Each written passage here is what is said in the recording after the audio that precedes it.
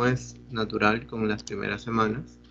Primera semana, cantidades físicas, ¿te acuerdas? Vamos a ver el primer problema de la clase. Dice, la ecuación dimensionalmente homogénea, y ahí tienes la ecuación, corresponde a un movimiento armónico amortiguado. Si x es la posición, t es el tiempo, y tiene este valor, determina la dimensión de a y omega, de a, gamma y omega, de tres cantidades físicas. ¿De acuerdo? Entonces, acá nosotros tenemos que hacer algunas acotaciones. Primero, bueno, acá está el fenómeno físico que obviamente está refiriéndose al movimiento armónico amortiguado, pero eso no es lo importante de aquí. A nosotros solamente nos interesan las dimensiones de estas cantidades físicas. ¿Ok? Ahora, pasamos esto por alto. Primero tenemos que ver el principio de homogeneidad. ¿Qué dice este principio de homogeneidad? De que si uno le saca dimensión a toda esta ecuación, uno tendría este resultado, ¿de acuerdo? Uno tendría este resultado. Le sacas corchete aquí, corchete a toda esta expresión de aquí, y tendrías, y esos corchetes se reparten en cada uno de estos factores, del A, del E a la menos gamma t, y del coseno de omega t más phi, ¿ok? ¿Qué más? La dimensión de este señor de ahí necesariamente tiene que ser 1, porque este es un número en realidad. E elevado a la menos gamma t tiene como dimensión 1. ¿De acuerdo? Y además, la dimensión de ese coseno y de toda esa cosa, como se trata de una razón trigonométrica, también tiene que ser 1. Eso es parte de la teoría que nosotros hemos hecho en clase, ¿verdad? ¿Te acuerdas? Lo hicimos inclusive con pantalla táctil. Pusimos que la dimensión de toda razón trigonométrica es igual a 1. Tú dirás, profesor, pero acá hay cantidades físicas, acá está el omega, la frecuencia angular, el tiempo. Bueno, sí, pero no interesa. Lo que importa es que todo esto es una razón trigonométrica y la dimensión de una razón trigonométrica es igual a 1. ¿De acuerdo? Entonces, la dimensión de un exponencial e elevado a esta cantidad es 1, donde e es un número, en este caso un número real. Y la dimensión de una razón trigonométrica también es igual a 1. Por ejemplo, dimensión de seno de omega t más phi también sería 1, ¿de acuerdo? Porque es una razón trigonométrica. Y bueno, acá ya sabemos que la dimensión de estos son unos, entonces la dimensión de A es igual a la dimensión de X, pero la dimensión de X, ¿qué es? X es posición, o sea que su dimensión sería L, porque estamos hablando de longitudes, ¿de acuerdo? Entonces, y también como la dimensión de este señor es igual a 1, eso quiere decir lo siguiente, que la dimensión de este exponente también tiene que ser 1, ¿de acuerdo? Entonces, todo este exponente debe tener como dimensión igual a 1. Eso también lo vimos eh, en clase, ¿ok? La dimensión de todo este exponente será igual a 1. Entonces, este corchete se reparte, ¿no? Dimensión de menos 1 por este signo menos, dimensión de gamma por la dimensión de t. Esto es igual a 1. Dimensión de menos 1 es un número. La dimensión tiene que ser 1.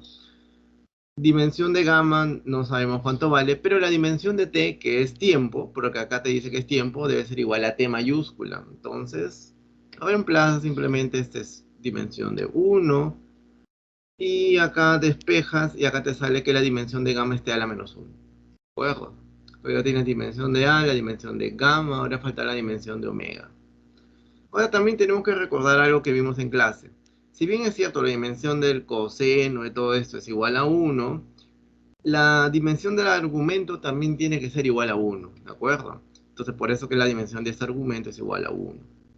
Ahora, no solamente eso implica de que si la dimensión de la suma de estos dos señores es igual a 1, quiere decir que la dimensión de cada uno de ellos, por principio de homogeneidad, ¿te acuerdas?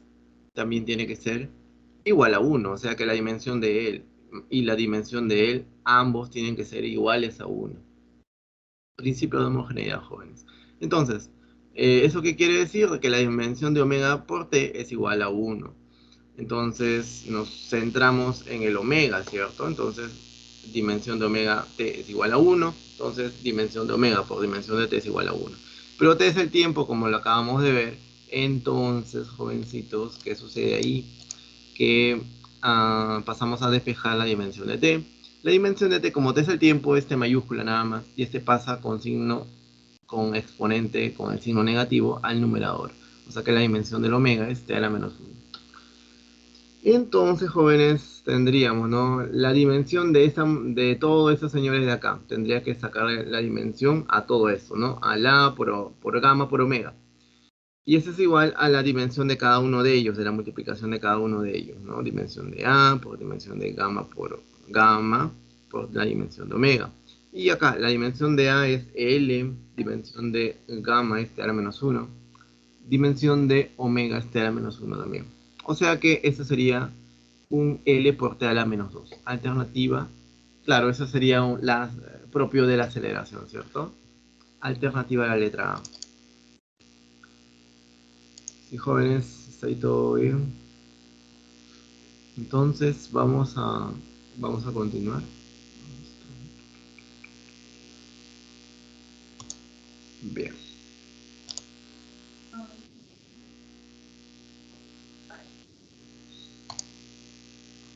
Ahora vamos a ver el otro capítulo que es relacionado a la adición de vectores, ¿ok? Vamos a ver otro problemita relacionado con ello.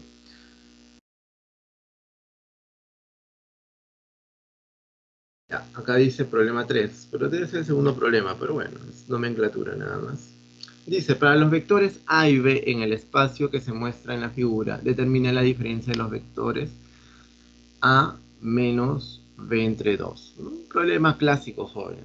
A ver, vamos a ver cómo procedemos en este caso. Acá tenemos estos a nuestro eje coordenado. Y acá están los vectores. El vector A y acá está el vector B. Esto es pregunta tipo de examen de admisión, ¿ok? Entonces, ¿qué es lo que vamos a hacer en este caso? Bueno, acá te dan las dimensiones de este paralelepípedo, ¿ok?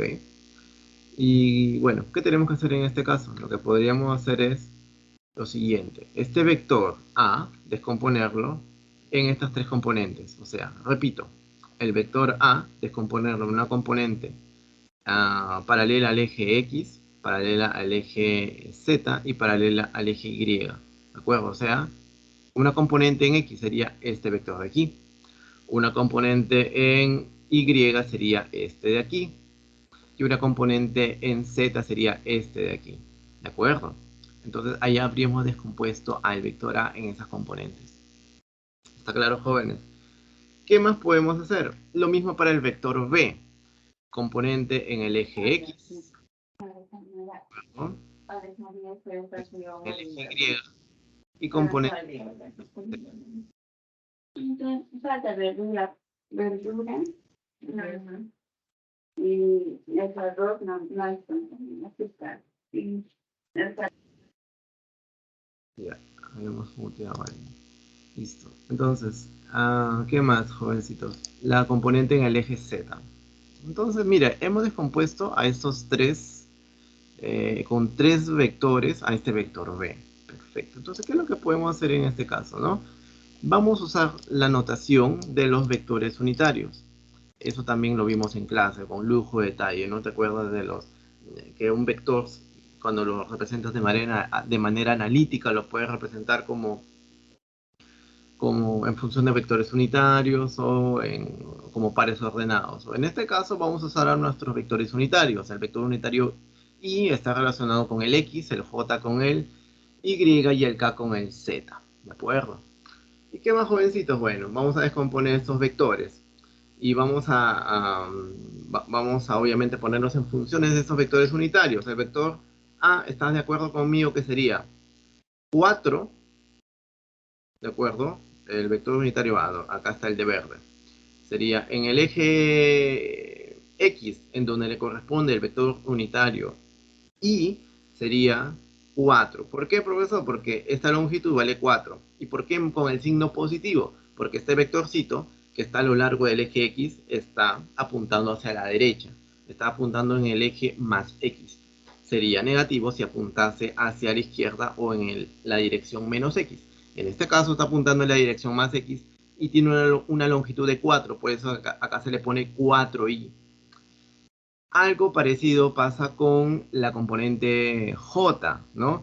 Acá tienes este vector vertical hacia abajo, está en la dirección menos y, porque está apuntando en la dirección menos y, y esta longitud de este vectorcito sería 6. Entonces, conclusión, como está apuntando hacia abajo, en la dirección menos y llevará signo negativo, y la longitud de esta componente sería 6, por eso sería 6. O sea, en conclusión sería menos 6 multiplicado con el vector unitario j. ¿De acuerdo? Y algo parecido vamos a hacer con la componente z, ¿no? La que está asociada con el vector unitario k. Sería esta la componente, ¿de acuerdo? Entonces, esta componente está en la dirección del eje más z, entonces por eso tiene el signo positivo. La longitud de este vectorcito de aquí, que estoy señalando, sería 8 justamente. Por eso entonces, juntando signo más y la longitud de este vector 8, sería entonces más 8. Multiplicado por el vector unitario k, que está relacionado con la dirección del eje z. ¿De acuerdo, jóvenes? Entonces, en eso más o menos se trata el problema. Ahora, para el vector b, la misma situación, jóvenes. El mismo argumento. ¿De acuerdo? ¿Y qué es lo que tenemos que hacer en este caso? Bueno, nosotros queremos saber esta diferencia de a menos b entre 2. Entonces, lo que tenemos que hacer es lo siguiente. A este b tenemos que transformarlo, ¿ok? Y multiplicarlo por un signo negativo. ¿Cómo? De la siguiente manera. Dividiendo ambos lados de 2, de esta ecuación 2, entre 2. Sería b entre 2, acá menos 4 entre 2, menos 2, más 6 entre 2, más 3, más 8 entre 2, más 4. Ahora, ¿qué vamos a hacer?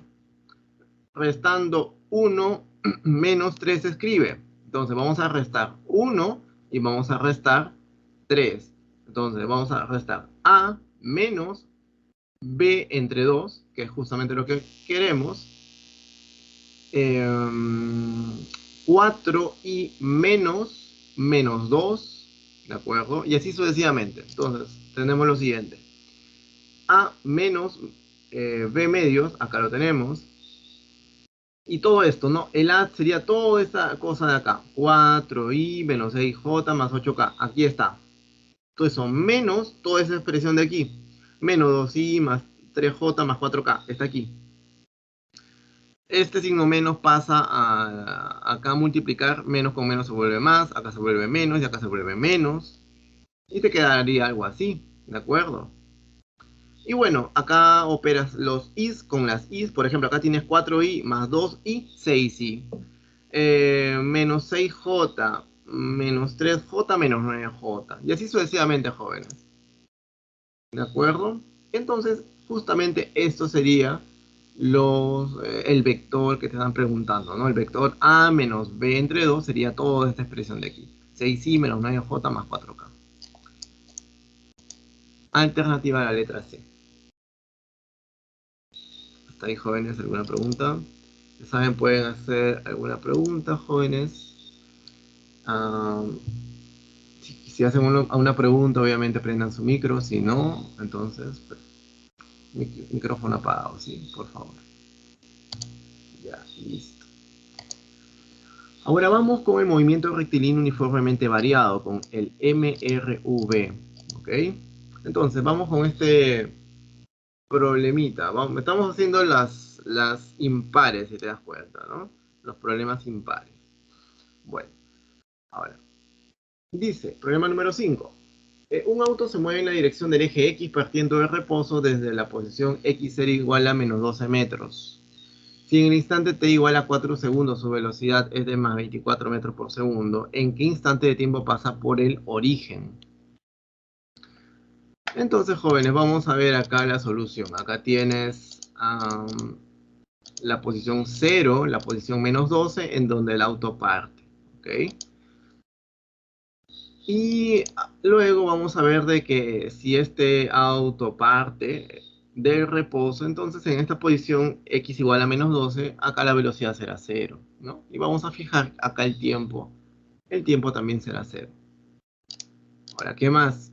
En este caso, la aceleración va a estar dirigida a- hacia la derecha. ¿Por qué? Porque el auto se va a mover en la dirección del eje X, ¿de acuerdo? En la dirección del eje más X en este caso.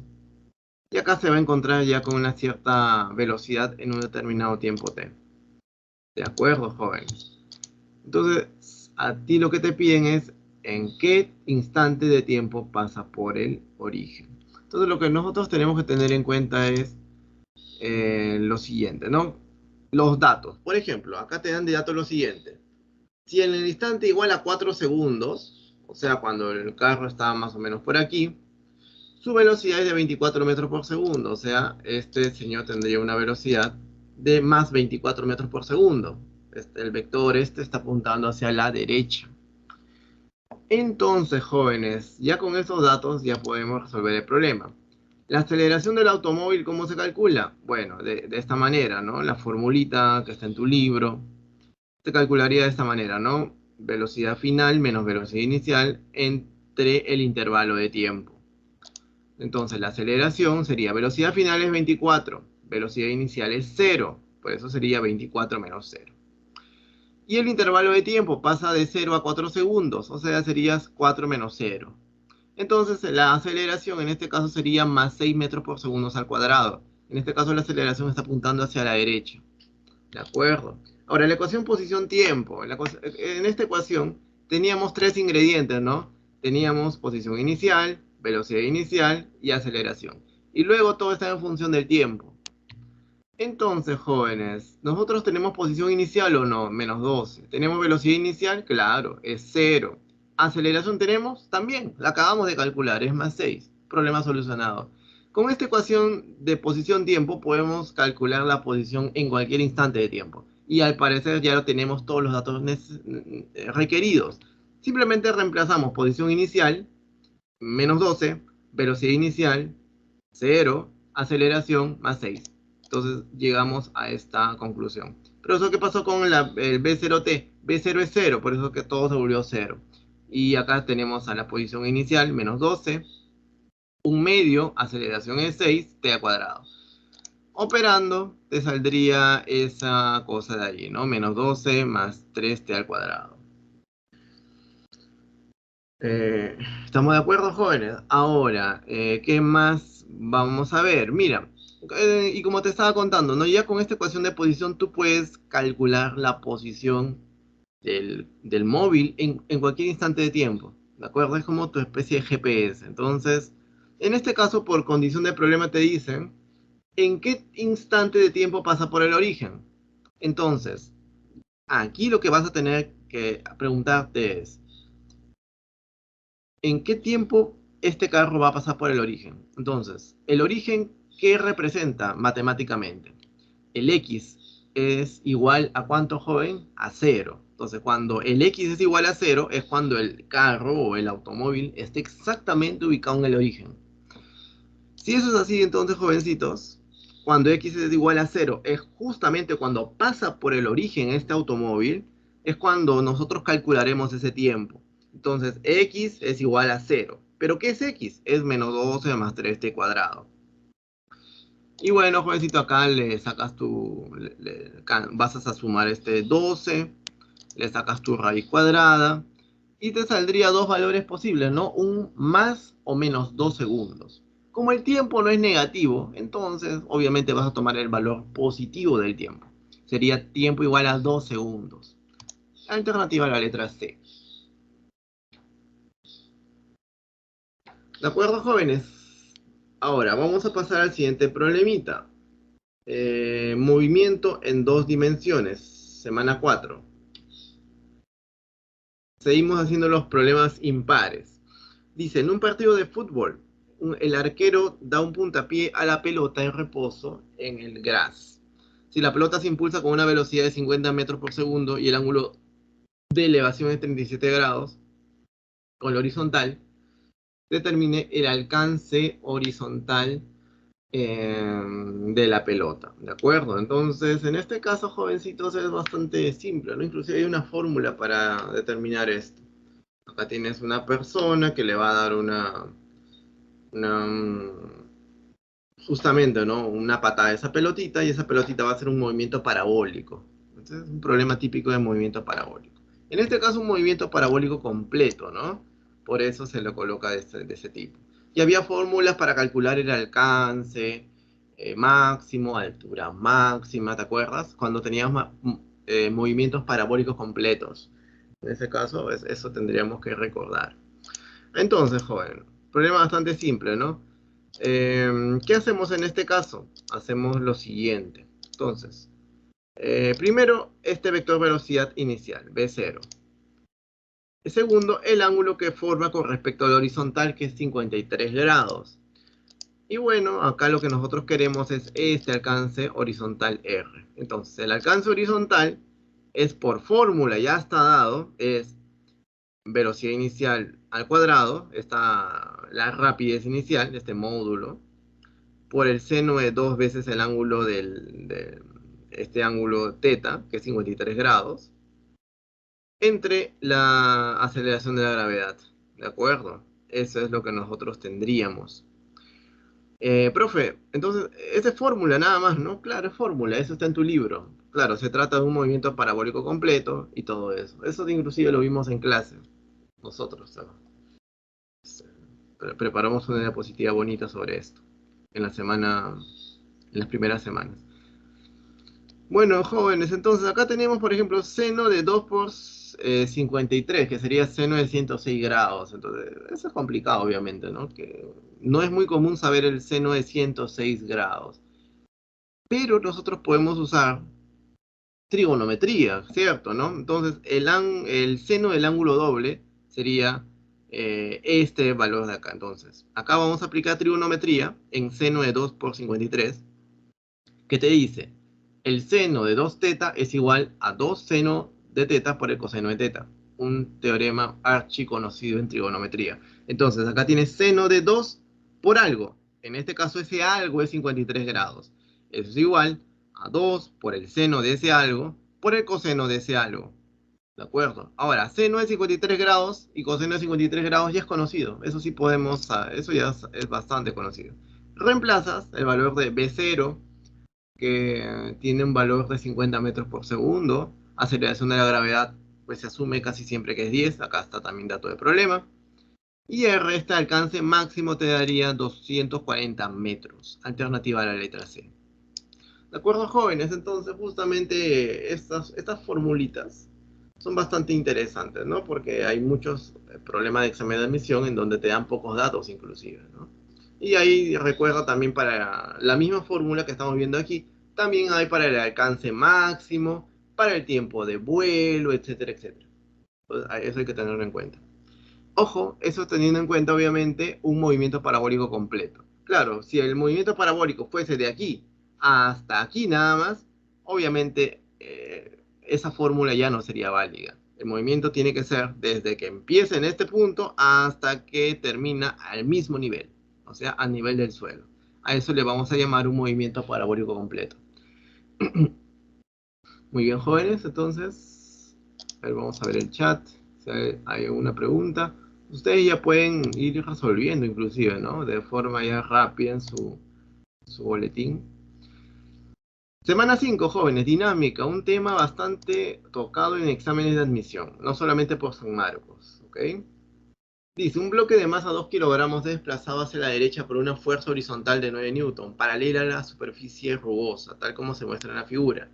Si la magnitud de la aceleración del bloque es de 0,5 metros por segundo al cuadrado, determine el coeficiente de rozamiento cinético.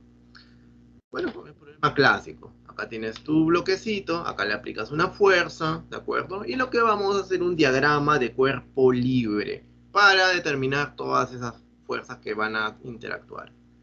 Y como estamos hablando de un bloque que acelera, entonces aplicaremos la segunda ley de Newton. Pero vamos a ver eso ahorita, más adelante. Primero que vamos a dibujar en este caso el peso del bloque, diagrama de cuerpo libre. Luego la fuerza normal. Luego la fuerza de rozamiento cinético, puesto que el bloque se está moviendo. ¿Alguna otra fuerza más que nos estemos olvidando, jovencitos? ¿No? Son todas las fuerzas. Ahora, el bloque está acelerando hacia en este caso hacia la derecha. Entonces, de la segunda ley de Newton en la horizontal. Entonces, vamos a aplicar la segunda ley de Newton en la dirección en la cual se está moviendo ese cuerpo, en el cual la aceleración está haciendo presencia. En la dirección vertical no hay aceleración, solamente hay aceleración en la dirección horizontal. Solamente ahí se puede aplicar la segunda ley de Newton. Entonces sería, ¿te acuerdas, no? Fuerza resultante, fuerzas a favor de la aceleración, en este caso es F, menos fuerzas que están en contra de la aceleración, que en este caso sería Fc. Si te das cuenta, el mg y el n no intervienen porque son perpendiculares a la aceleración, por eso que no intervienen. Ahora tú dirás, profesor, ¿y qué pasa si hay una fuerza oblicua? Bueno, a esa fuerza oblicua tendrás que descomponerla en una fuerza paralela a la aceleración y perpendicular a la aceleración. Así tendrías que proceder. ¿Ok? Nos ponemos en todos los casos. Pero bueno, este problemita es más simple todavía, ¿no? Acá tienes una fuerza a favor de la aceleración, acá tienes una fuerza en contra de la aceleración y acá la tienes, ¿no? F menos Fc es igual a la masa de este cuerpito por la aceleración. F es dato de problema. FC, eso tenemos que calcularlo. ¿Ok, profesor? ¿El FC qué es? La fuerza de rozamiento cinético. Y se calcula como coeficiente de rozamiento cinético por la fuerza normal. ¿De acuerdo? Entonces, este FC lo hemos reemplazado por esto. Y le vamos a llamar ecuación 1. De la primera ley de Newton en la vertical, o sea, en la horizontal había aceleración. Por eso que en la horizontal se aplica la segunda ley de Newton.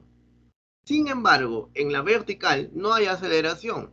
Entonces, en la vertical se aplica la primera ley de Newton, esa que te dice, suma de fuerzas que apuntan hacia arriba es igual a la suma de fuerzas que apuntan hacia abajo. En este caso, fuerza que apunta hacia arriba es n asterisco, la normal, y suma de fuerzas que apunta hacia abajo es mg. O sea que en conclusión, n es igual a mg. ¿De acuerdo? Ecuación 2. Entonces, jovencitos, ya tenemos el n asterisco, ¿no? Este n tendríamos que reemplazarlo en la ecuación 1, o sea, 2 en 1. Ahí tenemos, en vez de n asterisco, colocamos mg, ¿de acuerdo? Y luego reemplazamos estos valores, ¿no? Valor de m es 2 kilogramos, acá lo colocamos. Valor de g es 10 metros por segundo al cuadrado, acá también lo colocamos. Valor de f, 9 newton, ahí también está. Entonces vamos a tener un valor vamos a despejar, y en este caso el coeficiente de rozamiento cinético sería 0,4. ¿De acuerdo? Alternativa a la letra A. Yo tengo una pregunta, jóvenes. ¿El coeficiente de rozamiento estático sería, en este caso, para este problema, mayor a 0,4 o menor a 0,4? ¿Ustedes qué creen? El coeficiente de rozamiento estático. Claro, profesor, en todo suelo áspero siempre hay dos tipos de coeficiente de rozamiento, el cinético y el estático. En este caso el cinético nos ha dado 0,4. ¿Pero cuánto valdría el estático? No sabemos, pero ¿cuánto ustedes podrían estimar? ¿Mayor a 0,4 o menor a 0,4? El coeficiente de rozamiento estático. Si te preguntas eso en el examen, te ponen una pregunta tipo DECO y te hacen esa pregunta. Claro, no te ponen datos, obviamente, ¿no? No te ponen ningún dato, solamente te dicen, ¿será mayor a 0,4 o menor a 0,4? ¿Ustedes qué responderían? ¿Mm? Recuerda que el coeficiente de rozamiento estático siempre es mayor al coeficiente de rozamiento cinético. Siempre es mayor. O sea que si te dio un coeficiente de rozamiento cinético de 0,4, el coeficiente de rozamiento estático debe ser mayor a 0,4. Muy bien. Entonces pasemos a la siguiente, o al siguiente problema en este caso. Vamos a ver otro tipo de problemas clásicos en examen de admisión, estática. Dice, en la figura calcule la mínima magnitud de la fuerza F capaz de mantener al bloque de peso 20 newton en reposo. El coeficiente de rozamiento estático entre el bloque y la pared es de 0,5. ¿De acuerdo? Bueno, entonces, jovencitos, ¿qué podemos hacer en este caso? ¿No? Acá hacemos nuestro diagrama de cuerpo libre. Eso es lo que vamos a hacer ahora. A ver, por ejemplo, ahí tienes ese bloque, ¿no? Una persona que le está sujetando ese bloque. Entonces, en este caso, hagámosle un diagrama de cuerpo libre a ese bloque. Primera fuerza, esta fuerza F. ¿De acuerdo? ¿Qué más? ¿Qué otra fuerza debe haber? La fuerza del peso, ¿no? La fuerza más fácil de graficar. Siempre es vertical hacia abajo. Siempre actuando en el centro de gravedad del cuerpo. ¿Qué más? ¿Qué otra fuerza más está afectando? La fuerza normal, evidentemente. La fuerza normal. ¿Y qué otra fuerza más jovencito estaría afectando? Obviamente, fuerza de rozamiento estático. ¿De acuerdo? Entonces, jóvenes. Acá viene el truquito del problema. La fuerza de rozamiento estático puede tener muchos valores en realidad, muchos valores, siempre y cuando el cuerpo permanezca estático. Pero si te dicen que esta fuerza, o tú quieres saber el valor mínimo de la fuerza, de esta fuerza F, entonces tú sabes, por ejemplo, que si tú sueltas este bloque se va a caer. Solamente por experiencia. Tú agarras un bloque, la pegas a, bueno, lo apegas a la pared. Y tú sabes que accionarle una determinada fuerza porque si no el bloquecito se va a caer. Eso ya es por experiencia del día a día, ¿no? Entonces, por ejemplo, si tú lo sueltas, obviamente el bloque se cae, ¿no? Eso ni hablar. Entonces tú tienes que poner tu manito y presionar un poco contra la pared. Entonces la pregunta es, ¿cuál es el valor mínimo de fuerza que se le debe aplicar para que este bloque siga estando en reposo? Entonces, la respuesta es la siguiente. El valor mínimo que tendrá esta fuerza será aquella mediante la cual esta fuerza de rozamiento estático sea que jóvenes, sea máxima. O sea que un poquito menos que tú le des, esta fuerza de rozamiento estática máxima ya no va a poder compensar con el peso y se va a caer en conclusión el bloque.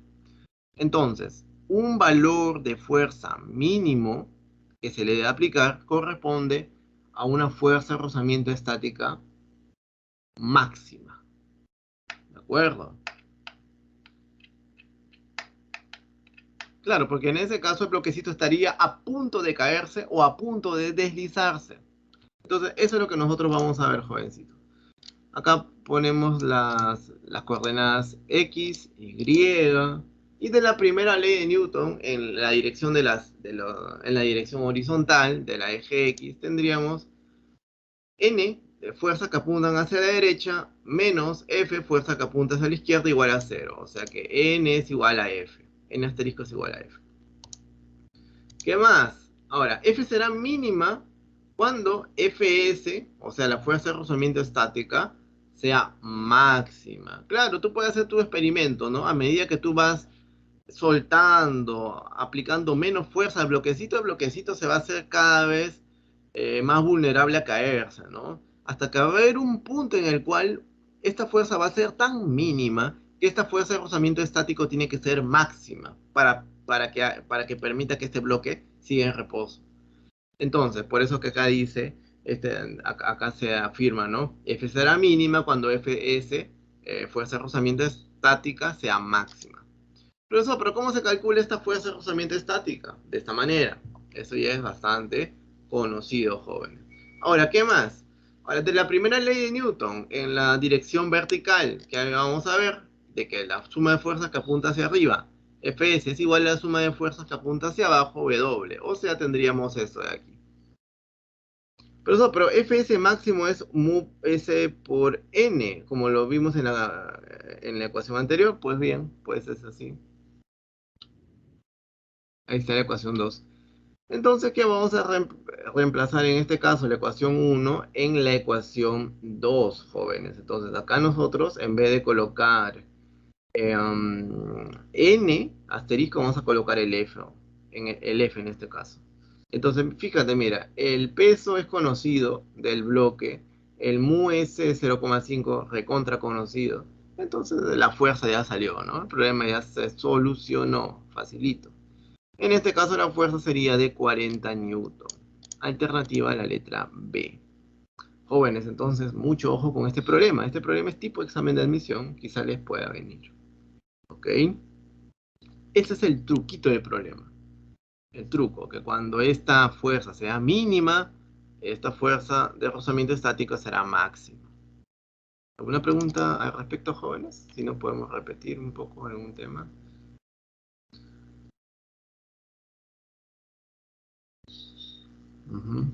Entonces, jóvenes, vamos a nosotros tener en cuenta eso, ¿ok?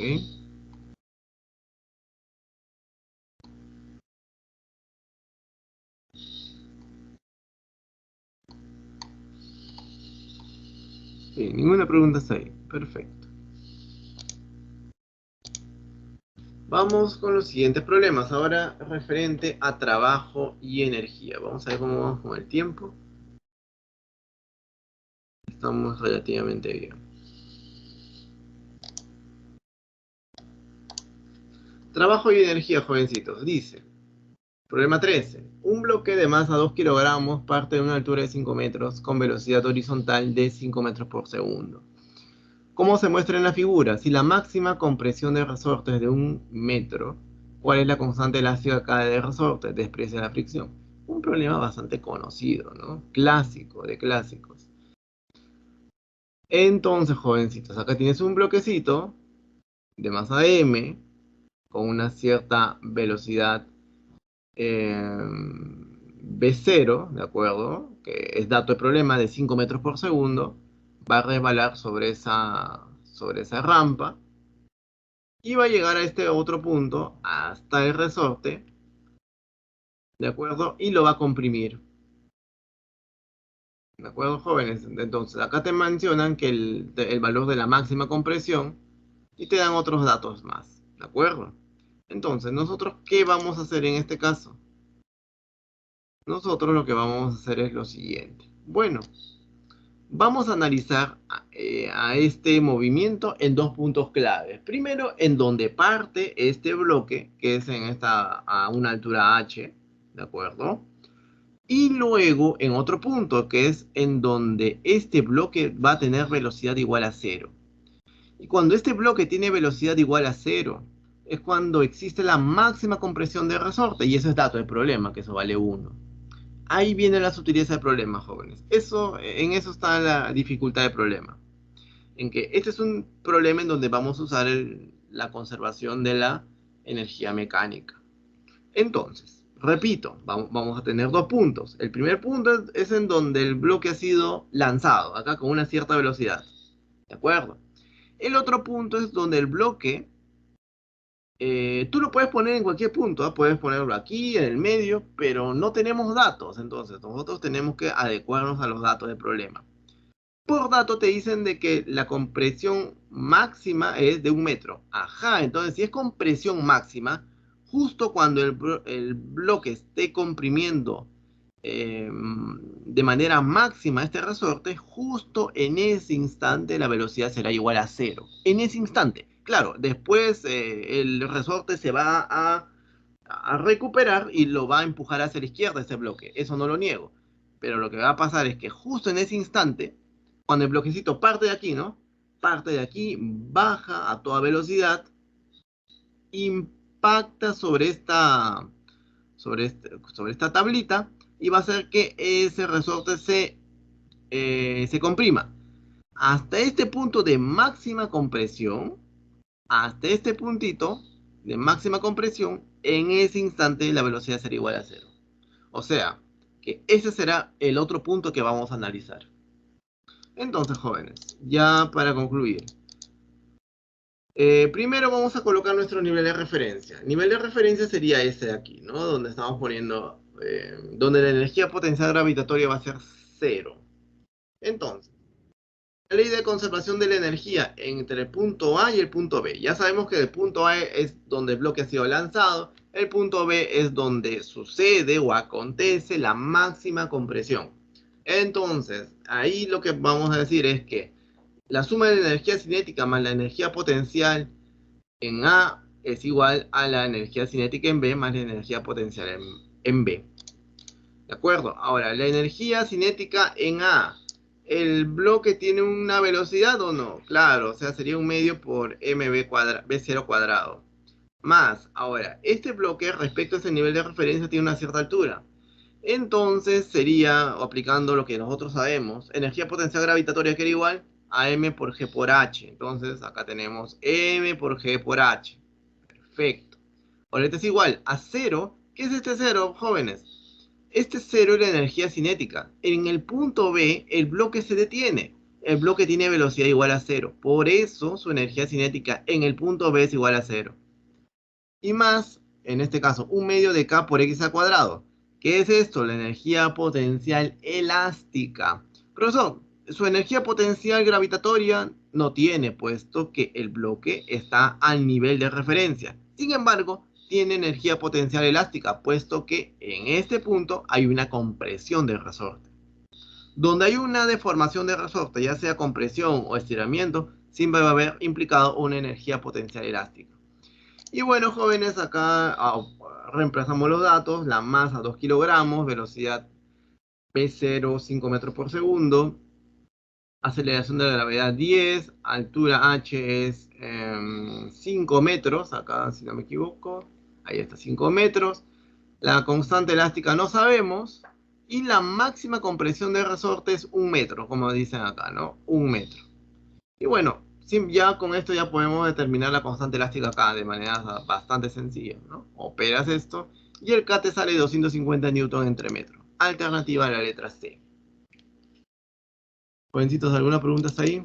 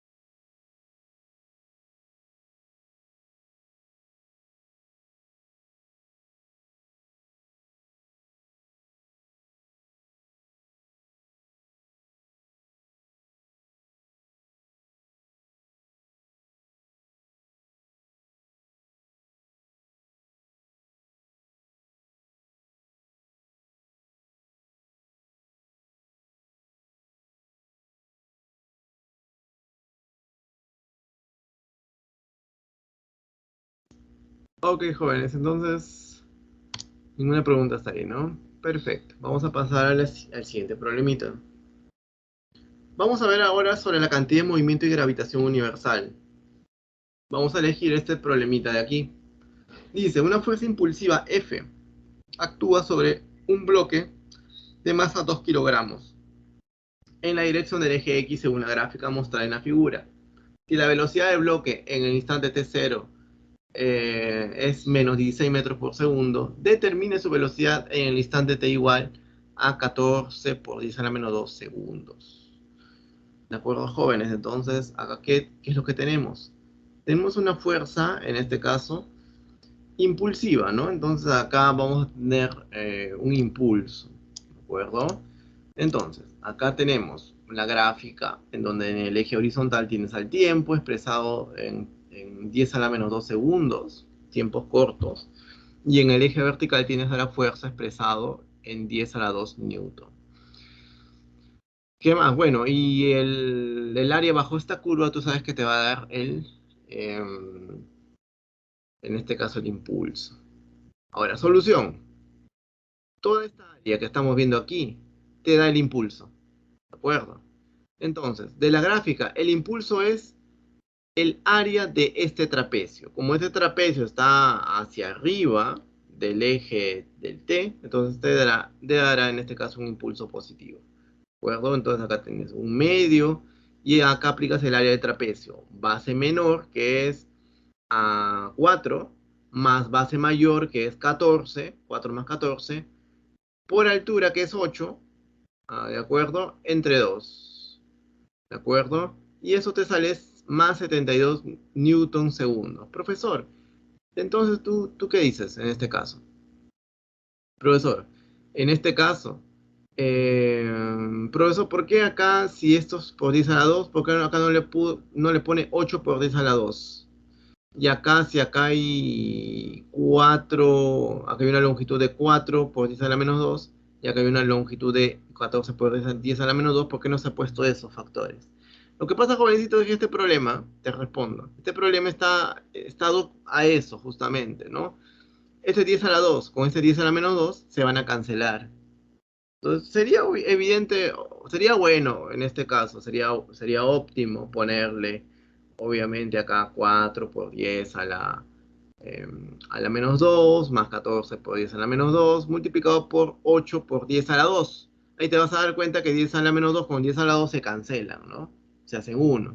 Y tenemos este resultado, el mismo. Bueno, ese es un comentario. Ahora, el teorema del impulso y la cantidad de movimiento, eso lo hemos visto en clases, jóvenes, ¿no? ¿Te acuerdas? Impulso es igual a cantidad de movimiento final menos cantidad de movimiento inicial. Ahora, como en t igual a 0, la velocidad es menos 16 metros por segundo. ¿Qué quiere decir? Que es negativo. Quiere decir que la velocidad apunta hacia la izquierda. Es por eso el signo negativo de la velocidad. ¿Ok? Tenemos eso, ¿no? 72 es 2b menos 2 y el b0 ¿cuánto vale? Menos 16. Aquí está. Entonces, operando eso, ya podemos determinar la velocidad en este instante. Profesor, pero ¿por qué en este instante justamente? Porque en este instante es 14 por 10 a la menos 2. En este instante, 14 por 10 a la menos 2, aquí, justamente el impulso ya terminó. Entonces, acá estaría justamente el valor de la velocidad después del impulso. Recuerda que nosotros teníamos un problema antes del impulso, durante el impulso, después del impulso. Antes del impulso le calcula su cantidad de movimiento inicial. Después del impulso, cantidad de movimiento final. Y durante el impulso calculas la cantidad de movimiento. Y todo eso lo reemplazas en este teorema del impulso y la cantidad de movimiento. Bueno, jóvenes, entonces ahí lo único que tienes que hacer es reemplazar ese B0 y te sale el valor de B automáticamente, ¿no? Eso es algo elemental. B es más 20 metros por segundo.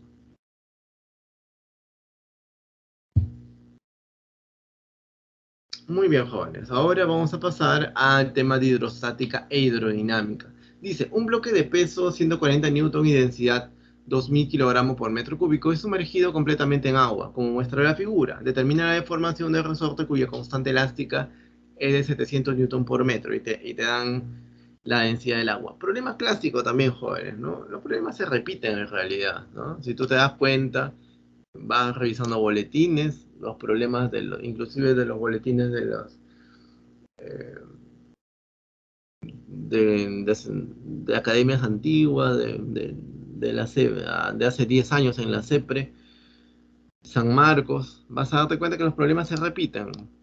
Se van en los exámenes de admisión se van a repetir. Quizá el contexto, te cambien el contexto, las palabras, los datos un poco te los cambien, pero al final es lo mismo, ¿no? Acá tienes el resorte, acá tienes un bloquecito sumergido en agua, ¿de acuerdo? Y lo que nosotros nos piden es justamente determinar la deformación del resorte. Entonces, ¿qué tenemos que hacer en este caso? Diagrama de cuerpo libre. Primera fuerza que vamos a graficar, el peso, mg. Segunda fuerza, la fuerza, esta fuerza F. ¿Qué será esta fuerza F? La fuerza, obviamente, del empuje, la fuerza E. ¿Y la fuerza F qué será? La fuerza elástica, ¿de acuerdo? Entonces acá tenemos, repetimos, esta fuerza F será la fuerza elástica debido al resorte y esta fuerza E es la fuerza del empuje. Entonces ahí tenemos esas tres fuerzas. Como este sistema está en equilibrio, decimos que la suma de fuerzas que apunta hacia arriba es igual a la suma de fuerzas que apunta hacia abajo. En conclusión, de la primera condición de equilibrio, llegamos a esta conclusión. ¿De acuerdo? Ahora, el empuje, ¿a qué es igual?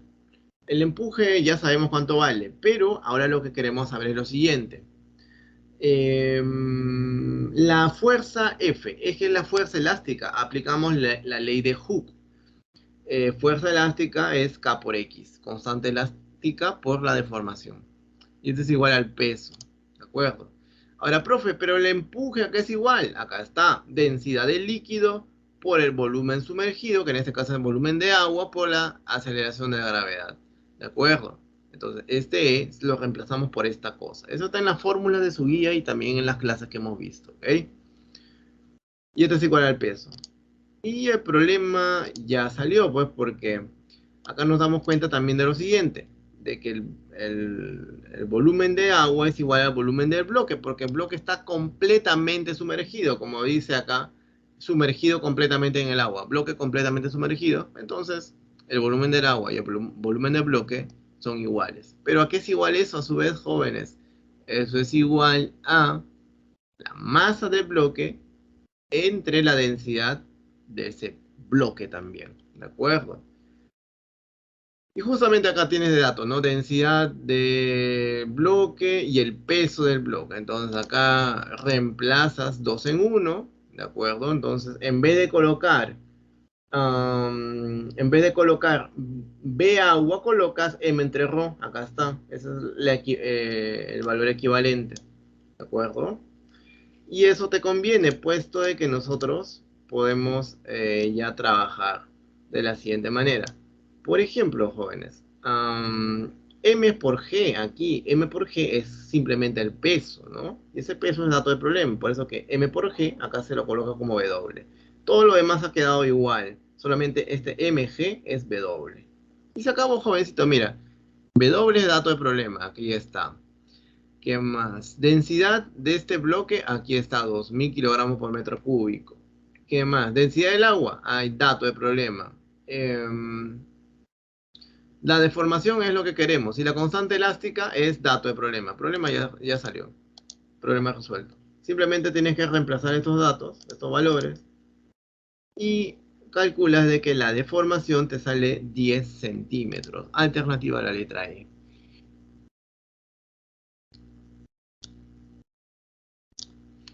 Muy bien, jóvenes, vamos a pasar a la siguiente preguntita. Vamos a ver este problema de temperatura y calor. ¿Ok? Problema de temperatura y calor. ¿Qué dice?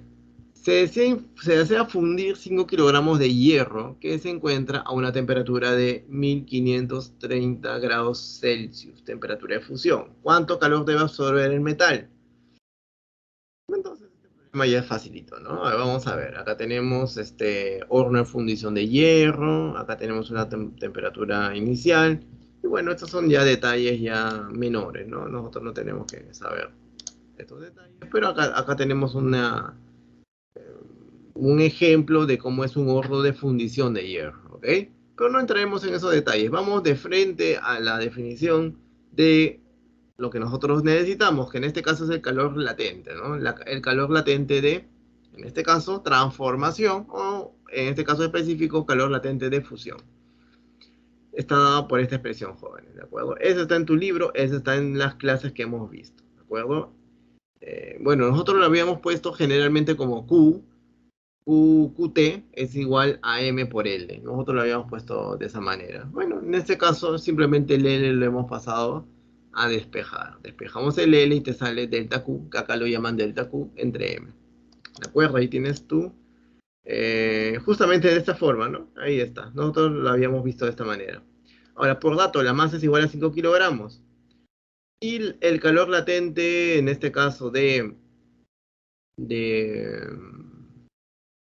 calor latente específico de fusión sería de, aquí está, 293 Joule por gramo. Entonces acá tenemos esta expresión dadas en Joule por gramo. Profesor, acá viene lo bueno. Yo sé que es reemplazar M y reemplazar L, pero hay un problemita acá, pequeño. Fíjate en el calor latente de fusión. ¿De acuerdo? Entonces, las unidades están dadas en Joule por gramo. ¿Eso qué quiere decir, jovencitos? Para nosotros hacer mejor los cálculos y que todo te salga en joules, obviamente, porque este calor te debe salir en joules, la unidad de masa, que son 5 kilogramos, también tiene que estar en gramos, para que así gramo con gramo se cancele. Entonces, la masa es de 5 kilogramos, es verdad, pero hay que cambiarlo, hay que transformarlo a gramos. O sea, ya no sería 5 kilogramos que voy a poner para M, sino voy a poner 5 por 10 al cubo gramos, que es lo que estamos viendo aquí. 5 por 10 al cubo gramos. Por eso que acá colocamos 5 por 10 al cubo gramos, y este sería 293 joule entre gramo. Gramos con gramos se cancela y te quedan unidades en joules. Y luego esto lo operas y te sale 1465 por 10 al cubo gramo. O lo que es lo mismo, 1465 kilo, en este caso kilojoules. ¿De acuerdo? Entonces, esa sería la respuesta para ese problemita. Alternativa a la letra C.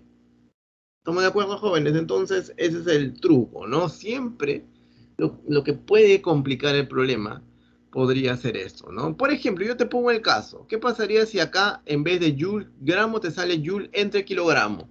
Entonces, en ese caso, si las unidades de masa es kilogramo, en ese caso, este 5 lo reemplaza de frente, porque kilogramo con kilogramo se cancela, pero en este caso no.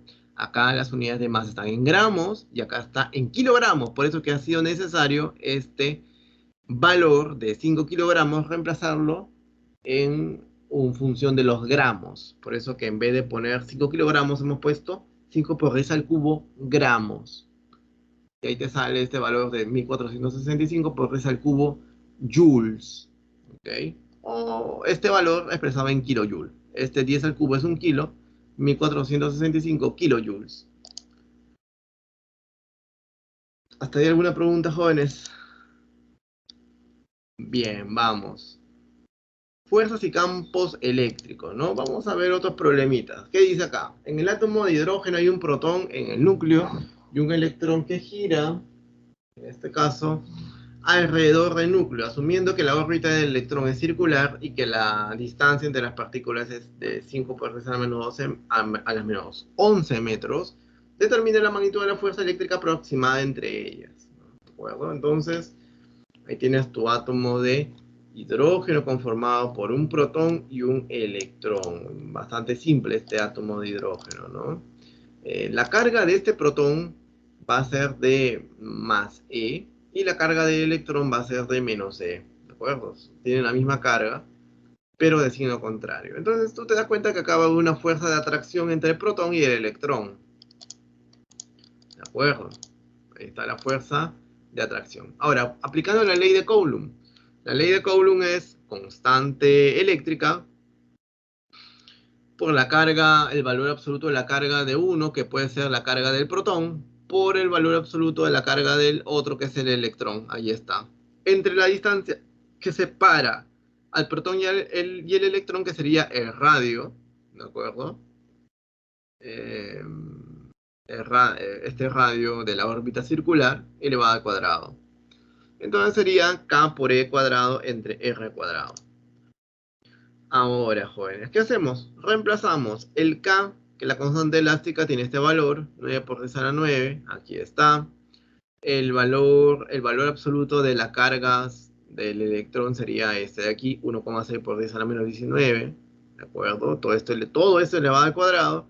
Y esta distancia, R, sería 5 por 10 a la menos 12, perdón, 5 por 10 a la menos 11 al cuadrado. Y bueno, en este caso tenemos que operar, operamos bastante. Ya nosotros inclusive en clase hemos hecho algunos trucos, hemos enseñado algunos trucos para operar más rápido. Y en este caso la alternativa sería la letra A, ¿de acuerdo? Simplemente es aplicar ley de Coulomb. Problema bastante sencillo.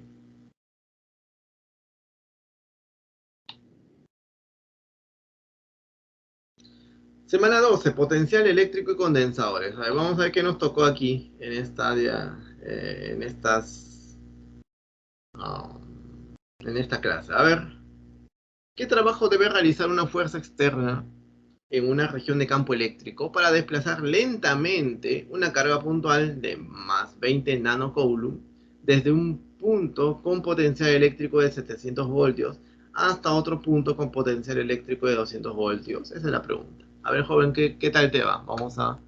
Te voy a dar un tiempo para que lo puedas resolver, ¿ok?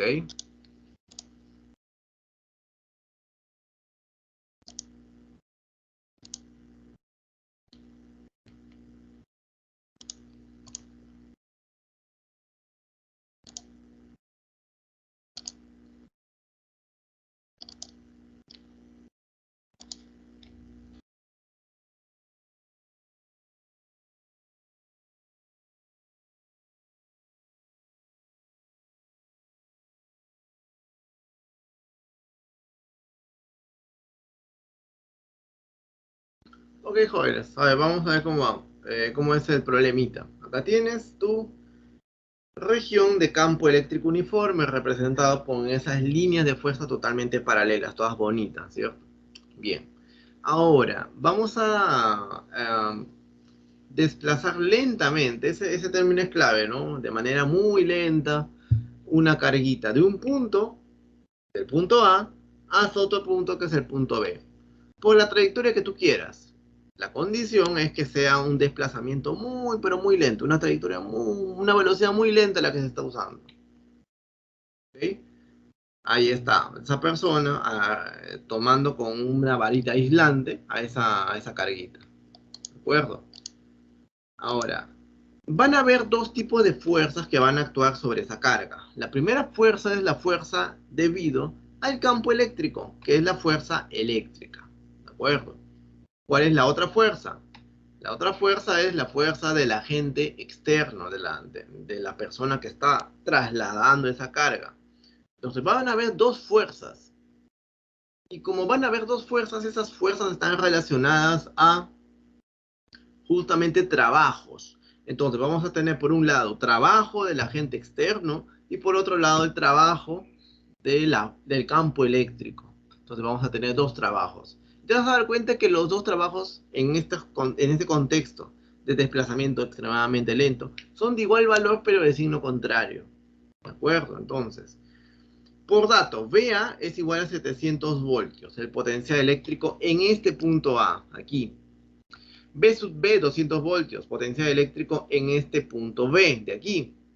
Así, el trabajo de F, que es el agente externo, de A hasta B, está dado por esta expresión, jovencitos, ¿de acuerdo? Eso lo vimos en clase de manera bastante detallada, ¿de acuerdo? Entonces hay que revisar esa teoría. La carga de este señor debe ir con su signo. En este caso, esta carguita tiene un valor positivo. Si fuese negativo, también tendrías que poner acá el signo negativo. Eso quedó claro también de la clase pasada. Esta carga con su signo, en este caso es más 20 nanocoulomb. Pero, profe, ¿qué significa esta n? Esta n es un prefijo griego que te indica una potencia de 10. Específicamente hablando, 10 a la menos 9. Por eso que acá sería más 20 por 10 a la menos 9 coulomb. ¿De acuerdo? Ahora, este es potencial eléctrico, en este caso, final, menos potencial eléctrico inicial. Por eso que te acuerdas que le poníamos el delta V, o lo que se llama el voltaje, ¿no? Pero bueno, potencial eléctrico en el punto final, que es V, en este punto, que es el punto final, por dato de problema, es de 200 voltios. Ahí está. Potencial eléctrico en el punto inicial, A, es de 700 voltios, está aquí. Estamos reemplazando nomás los datos del problema. Y acá te da un valor de menos 10 por 10 a la menos 6 joules. Pero ese 10 a la menos 6 quizá lo podamos colocar como microjoule. Claro, porque 10 a la menos 6 equivale a un micro. Por eso que en conclusión, trabajo del agente externo F es igual a menos 10 microjoules. Alternativa a la letra A.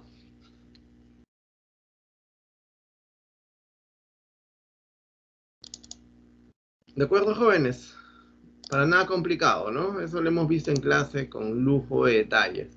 Ahora, corriente eléctrica en circuitos eléctricos. Veamos este problemita bastante interesante. A ver, les lanzo y a ver qué tal les va. Dice, en un vaso de acero de 2 kilogramos se vierten 860 gramos de chocolatada a 20 grados Celsius y se calienta dentro de un horno eléctrico.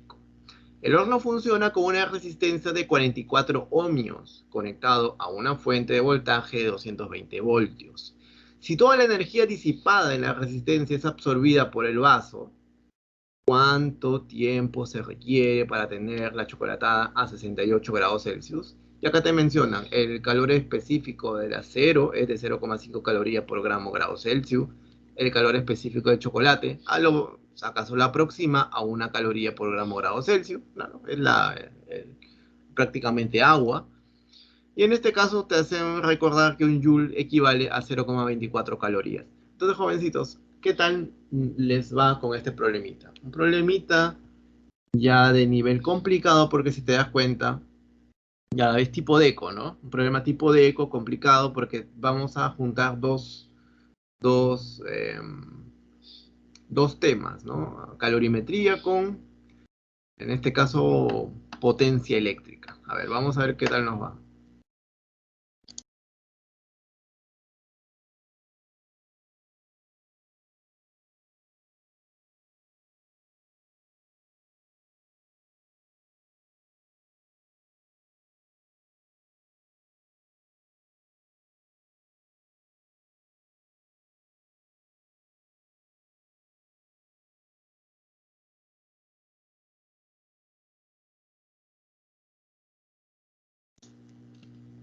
Ok, jóvenes, vamos a hacer este problemita paso a paso. En realidad no es extremadamente complicado, solamente hay que ordenar nuestras ideas.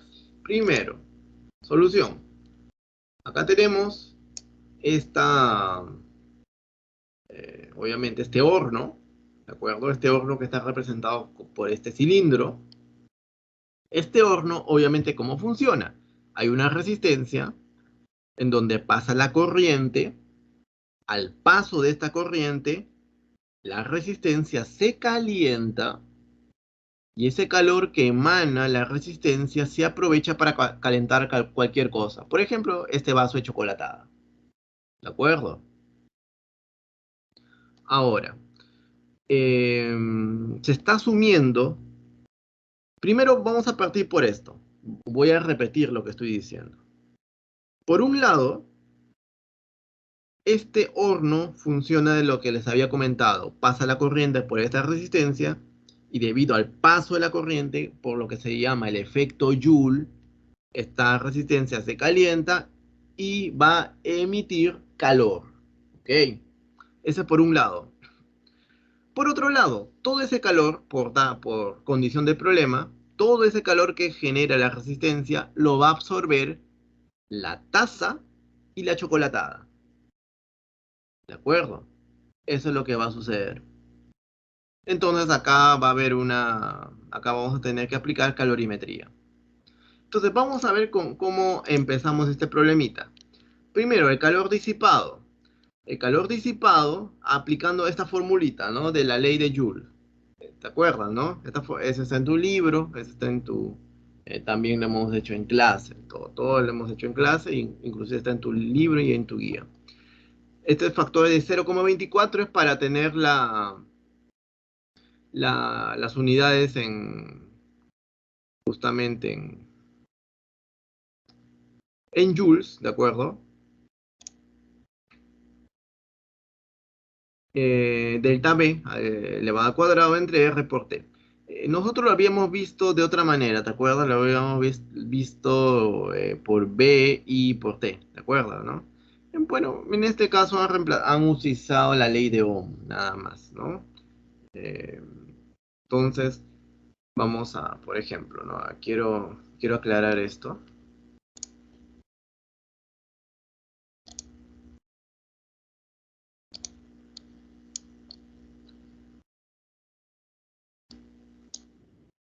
Nosotros habíamos visto en la clase pasada una formulita bastante simple, ¿no? Calor disipado en esa... Tú tienes, por ejemplo, acá tienes una resistencia, ¿de acuerdo? Esa puede ser la resistencia de ese horno del que estamos hablando. Pasa una corriente por aquí. Ahí está. Entonces, por el paso de esa corriente, y debido a que tenemos una resistencia, se va a emanar energía en forma de calor. ¿De acuerdo? Ahí está. Calor. Q. Ahora, ¿cuánto vale ese calor Q? Bueno, ese calor Q va a ser igual. Calor Q es igual. Y acá nosotros lo podemos representar de la siguiente manera. Primero el voltaje al cual se está moviendo, bueno, al cual está sometido esta resistencia. Luego por la intensidad de corriente eléctrica. Y luego multiplicado por el tiempo. ¿De acuerdo? El bit. El famoso bit. Ahora, nosotros hemos visto de que en la fórmula anterior este V está elevado al cuadrado, ¿no? Bueno, tenemos que acordarnos por otro lado de la ley de Ohm. La ley de Ohm era V, voltaje, este es igual a intensidad de corriente, que es I, multiplicado por R, que es la resistencia en este caso, la resistencia eléctrica. Ah, profe, entonces lo que nosotros podemos hacer es lo siguiente. Este I lo puedo reemplazar en función de B y de R. ¿Cómo así? Mira, despeja el I. ¿El I cómo sería? Despejo I. I sería igual a B entre R.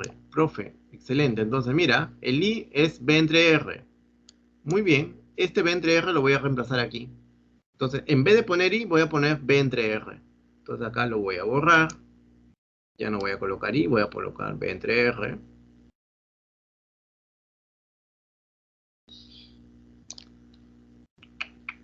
¿Dónde estás? Ahí está, perfecto. Y no te olvides, jovencito, que todo esto de aquí está en unidades de joules. Ojo, está en unidades de joules. Claro, porque estamos en el capítulo de corriente eléctrica. Todas las cantidades físicas que tienen que ver con unidades de energía están dadas en joules. En calorimetría nosotros acostumbramos a usar las calorías para las unidades de energía. Pero aquí nosotros acostumbramos a usar los joules. Pero bueno, ya, está en unidades de joules. Profe, mira, un B por un B al cuadrado se forma, pues, ¿no? Entonces, ¿te parece si elimino un B? Elimino un B y acá coloco un cuadrado, ¿cierto? Un B al cuadrado. Ajá, ¿de acuerdo? Profe, y entonces ahí tenemos esa expresión. Ahora, en la diapositiva, ¿qué nos dicen? En la diapositiva te sale todo en calorías, ¿cierto? Entonces aplica, ¿no? Acá la equivalencia. Un joule es 0,24 calorías. Entonces, ¿acá qué hago? Facilito. Profe, un joule, acá coloco un joule, equivale a 0,24 calorías. O sea, acá coloco 0,24 calorías. Profe, ¿por qué colocamos esto? Eso también lo vimos en la clase pasada. ¿Cómo transformar de joules a calorías? De esta manera, fíjate. Un joule equivale a 0,24 calorías. Lo estamos poniendo como si fuese una fracción, como si fuese un 1 esto. Porque es una equivalencia. ¿De acuerdo? Entonces, en este caso, joule con joule se cancela. Este 0,24, lo que en la diapositiva lo pusieron es ponerlo adelante como 0,24. Y acá ya no te salen joules, sino te salen calorías. Por eso te sale 0,24 B cuadrado entre R por T calorías. ¿Estamos de acuerdo, jóvenes? Ahí está. ¿Estamos de acuerdo, jovencitos? Entonces, quizá ese detallito pequeño está bien aclararlo, ¿de acuerdo? Así. Muy bien, yo creo que ya lo demás ya podemos correr un poquito más porque ya sabemos que eso está en calorías, ¿de acuerdo? Ya está convertido a calorías. Ahora, el calor absorbido por el vaso y la chocolatada. Obviamente es el siguiente, ¿no? Calor absorbido es igual a la cantidad de calor para el acero que es el recipiente que contiene la chocolatada, más el calor de chocolate.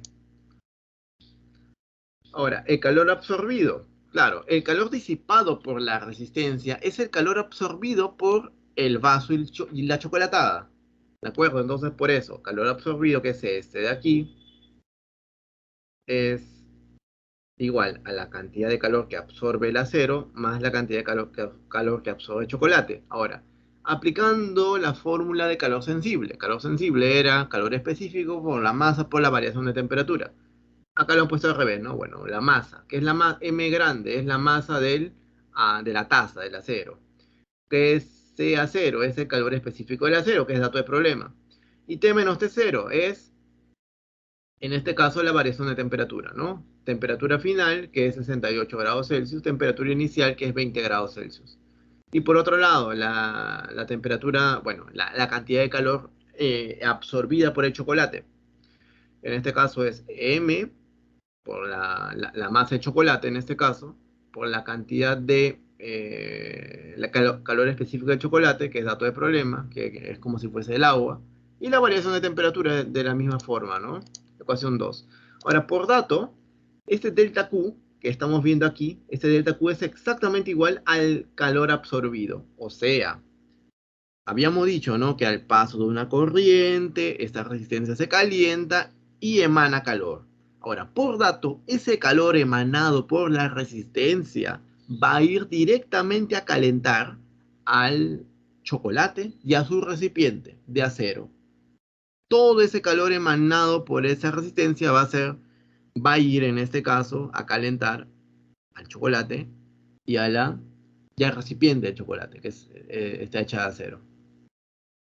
¿Estamos de acuerdo, jóvenes? Entonces, ese es dato de problema. Esa ya es la suposición. Claro, en la vida real eso no va a suceder, pero ese es dato de problema, ¿ok? Entonces, este delta Q, que nos salió todo esto, lo vamos a colocar aquí. ¿De acuerdo? Entonces, acá lo colocamos. Ahora, delta V es 220 voltios. Aquí está todo el problema. La masa del acero es 2 kilogramos. Acá está. La masa del chocolate es 860 gramos, ¿de acuerdo? La temperatura inicial a la cual los dos comienzan a calentarse es 20 grados Celsius, claro, se introducen en el horno a esta temperatura y luego termina con esa temperatura de 68 grados Celsius.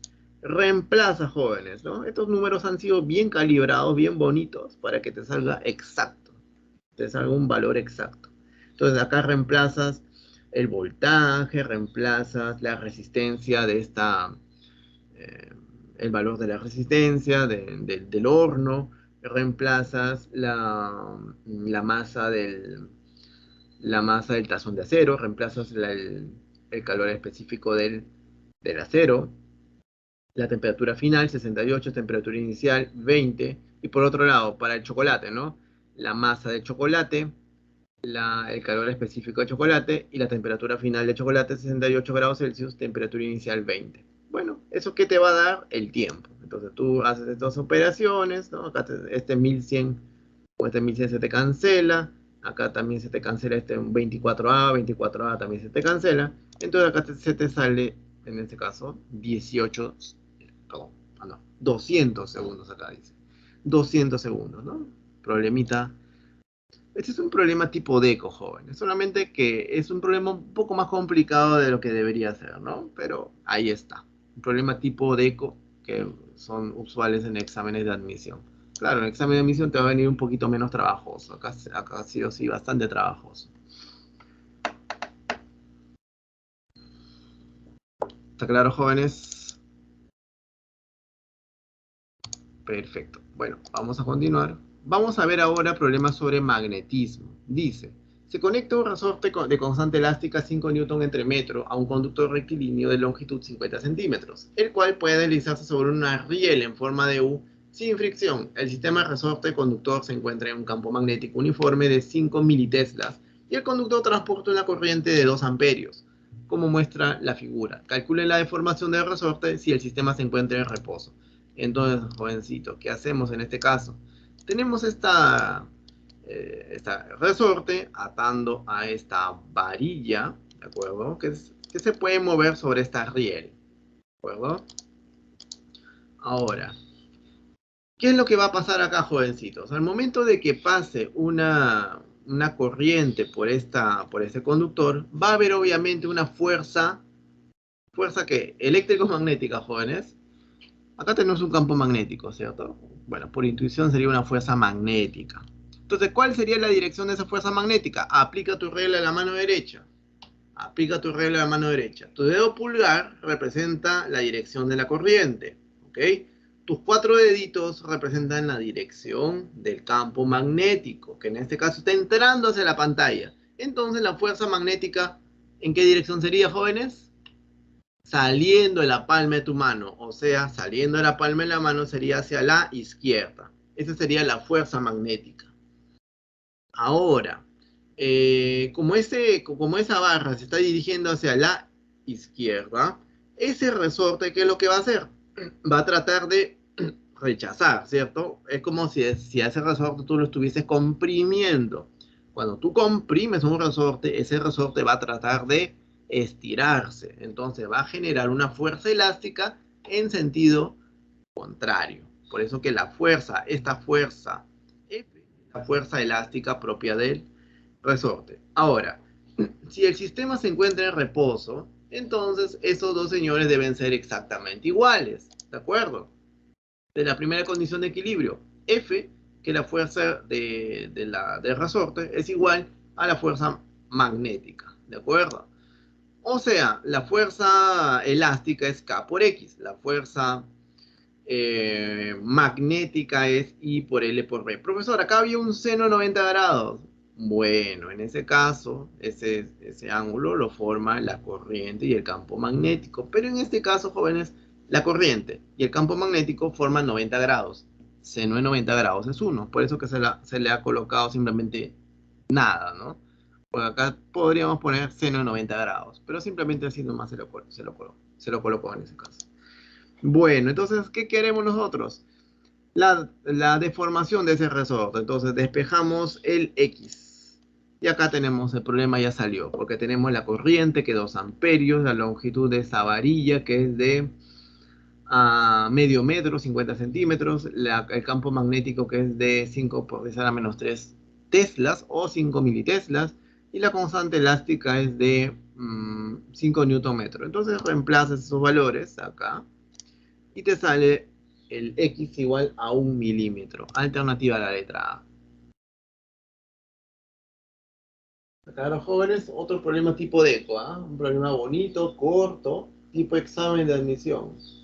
Sí va a venir en tu examen de admisión. Problema corto para operar nada más. Vamos a ver problemas de electromagnetismo, jóvenes. A ver. Dice, una bobina rectangular de 20 espiras se desplaza con rapidez constante, de modo que mientras ingresa un campo magnético uniforme de 30 militeslas, su área transversal varía con el tiempo según la gráfica mostrada. ¿Cuál es la magnitud de la fe inducida en la bobina? Entonces, ese problemita dice lo siguiente. Tienes acá un campo magnético uniforme representado por esas aspas, ¿de acuerdo? Y esta bobina va a ingresar lentamente a ese campo magnético. Entra lentamente, ¿de acuerdo? Y debido a esto se puede hacer una gráfica, ¿no? En el eje horizontal tienes el tiempo y en el eje vertical tienes al área expresado en metros al cuadrado. O sea, vas a ver el área mediante la cual estas líneas de campo magnético atraviesan por cada unidad de tiempo, ¿de acuerdo? Entonces, más o menos sería algo así, jovencitos. Cuando el tiempo es igual a 0, ¿de acuerdo?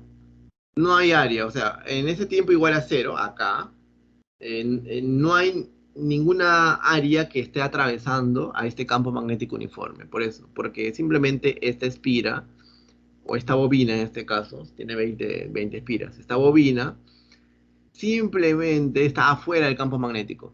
Pero al adentrarse al campo magnético, como en este caso, los valores del área que están dentro del campo magnético uniforme va a aumentar. Por ejemplo, en 0,2 segundos, el área, esta área de aquí, por ejemplo, sería de 0,1 metros al cuadrado. ¿De acuerdo? Entonces, jovencito, mira, tenemos en este caso tenemos lo siguiente, ¿no? Solución. Por la ley de Faraday, tenemos fuerza electromotriz inducida es igual a menos, en este caso, menos N por B por delta A entre delta T, entre el instante de tiempo, ¿no? Esta fórmula es bastante conocida, ya la hemos visto varias, en varias oportunidades, ¿de acuerdo, jóvenes? Entonces, ¿qué es lo que va a pasar ahora? va a pasar lo siguiente, joven. Ahora, mira, fíjate. Acá tenemos, por ejemplo, la ecuación 1. De la gráfica, ¿qué podemos decir? Que delta A, esa variación de área, delta A entre delta T, es 0,1 menos 0 entre 0,2 menos 0. Y eso te sale 0,5 metros al cuadrado entre segundos.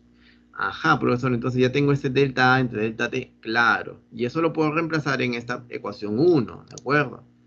Entonces simplemente 2 en 1 y evaluando, ¿no? Acá tendrías fuerza electromotriz inducida es igual a menos 20, 20 es el número de espiras, el V es el campo magnético, que es de 30 militeslas, acá está, 30 por 10 a la menos 3 teslas, o 30 militeslas, y 0,5 es este valor de delta A entre delta T, que acá estamos colocando, y esto me salió un valor de menos 0,3 voltios. Pero lo que nosotros queremos es la magnitud de esa fuerza electromotriz inducida. Entonces sacamos el valor absoluto y te da un valor de 0,3 voltios. Alternativa a la letra B. Bien, jóvenes, espero que haya quedado claro hasta aquí. Vamos a pasar a la semana número 16, movimiento armónico simple. Dice, en el más de una partícula, la amplitud de oscilación es A y tiene un periodo de oscilación de 18 segundos. Determina el menor tiempo que emplea la partícula en desplazarse entre las posiciones x igual a más a entre 2 y x es igual a menos a entre 2. ¿De acuerdo? Entonces, acá que tenemos, tenemos solución. De la ecuación general posición-tiempo, sabiendo de que este omega que es frecuencia angular, es 2π entre periodo. Profesor, ¿de dónde salió esto? Eso inclusive lo vimos en la semana número 4, el movimiento circunferencial. Frecuencia angular es igual a 2π entre periodo. Periodo era el tiempo en el cual un cuerpo daba una vuelta completa. En este caso, el periodo está relacionado con una oscilación completa, ¿ok? Bueno, ahí tenemos esta fórmula, ¿no? X, la ecuación de posición versus tiempo en el movimiento armónico simple sería A coseno de omega t más teta 0. Entonces, reemplazamos, ¿no? A ver, el omega es 2π entre t. Acá hemos puesto 2π entre t y todo lo demás lo hemos dejado tal cual. Ahora, esto implica lo siguiente. En este caso, el periodo vale 18, entonces acá ponemos 18. ¿De acuerdo? Entonces simplemente acá lo que hemos hecho es reemplazar el periodo igual a 18 segundos y luego esto se cancela y te da este valor de aquí. Esto sería la ecuación 1. Ahora, en t igual a 0, simplemente el t, este t, lo haces igual a 0, ¿cierto? Este señor se cancela y te queda a coseno de teta 0. Entonces, a coseno de teta 0 simplemente sería, en este caso, coseno de teta 0 igual a un medio. Profesor, ¿por qué? ¿Por qué ha puesto esto de acá? X igual a entre 2. Claro, yo entiendo que X igual a coseno de teta 0. Claro, eso es clarísimo, ¿no? Porque cuando t es igual a 0, este se cancela y acá te queda a coseno de teta 0. Pero profesor, ¿por qué ha puesto, además de eso, a entre 2? ¿Sabes por qué, jovencito? Porque te lo dice el problema, simplemente. Por eso. Porque acá dice, ¿no? Mira, la partícula se desplaza entre las posiciones x igual a más a entre 2 y menos a entre 2. O sea, empieza en la posición, en T0, empieza en la posición igual a más a entre 2. Por eso que en T0 la posición es a entre 2 o más a entre 2. Por eso, jovencito. ¿De acuerdo? Entonces acá simplemente se cancelan estos dos señores de acá, los a, y te queda que coseno de teta 0 es igual a un medio. O sea, teta 0 es pi entre 3 radianes. Eso sería la ecuación 2. Entonces, mira, de esa manera nosotros hemos podido ver el valor de teta 0. Ahora, 2 en 1. 2 en 1 simplemente tendríamos, esta sería la ecuación de posición, ¿de acuerdo? La ecuación de posición. Ahí tendríamos. Perfecto. Ahora dice, determine el menor tiempo que emplea la partícula en desplazarse de las posiciones x igual a más a medios en t igual a 0, como lo hemos visto aquí, y x igual a menos a medios. Claro, obviamente que como es un movimiento oscilatorio, va a ir obviamente va a pasar por esta posición menos a entre 2 muchas veces, ¿de acuerdo? Por eso queremos el menor tiempo. Entonces, para x igual a menos a medios, lo que tenemos que hacer es lo siguiente. Simplemente, en vez de x vamos a poner menos a medios, ¿de acuerdo? Y todo lo demás queda tal cual. A coseno de pi medios por t más pi tercios. Cancelas estos señores de acá, el a con el a se cancela. Coseno te sale un número menos un medio, ¿de acuerdo? Entonces, ¿eso qué quiere decir? De que en este caso, todo este argumento, ¿no? Pi entre 9 por t más pi tercios, todo ese señor de acá debe ser igual a 2 pi entre 3, ¿de acuerdo? Más 2 n pi. Entonces, en ese caso, nosotros vamos a tener que t es igual a 3 más 18n, ¿de acuerdo? Entonces, el n, obviamente el t, será mínimo cuando este n tomó el valor de 0. ¿Estamos de acuerdo, jóvenes? Entonces, eh,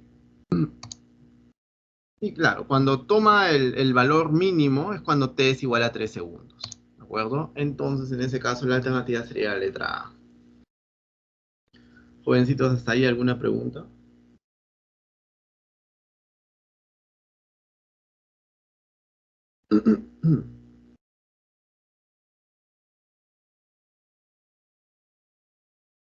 Muy bien. Vamos a pasar a la siguiente diapositiva entonces.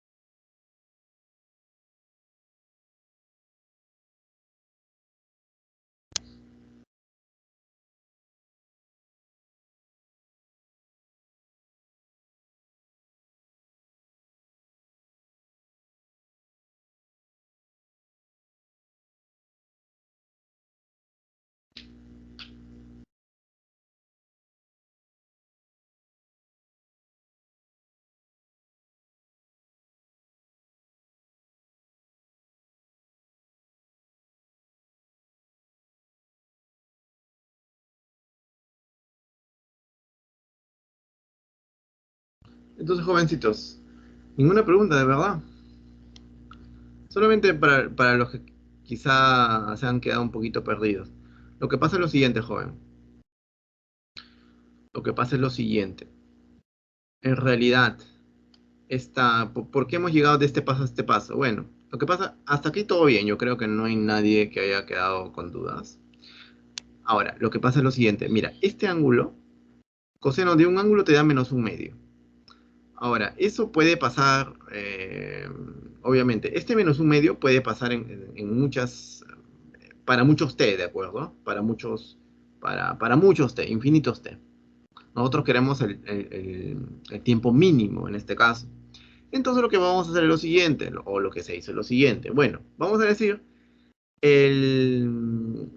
este angulito, para que me dé como razón trigonométrica coseno menos un medio, entonces debe tener esta forma. 2 pi tercios más 2 n pi. ¿Por qué? Porque 2 pi tercios, justamente, ¿no? El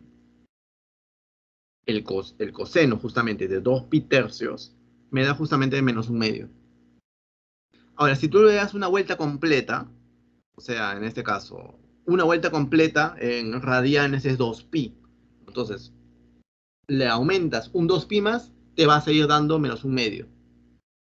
Y así sucesivamente. O sea que todos estos valores de aquí van a ser totalmente, o sea, si tú le aumentas 2pi, 2pi más 2pi más 2pi, se va haciendo cada vez el valor de todo del coseno de toda esta cosa de aquí va a seguir siendo menos un medio.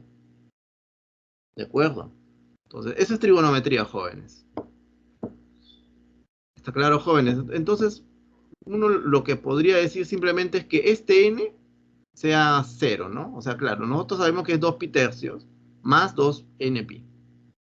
Lo único que podríamos hacer en este caso es que ya de frente, ¿no? Este n, cancelarlo, ¿no? Esa sería una forma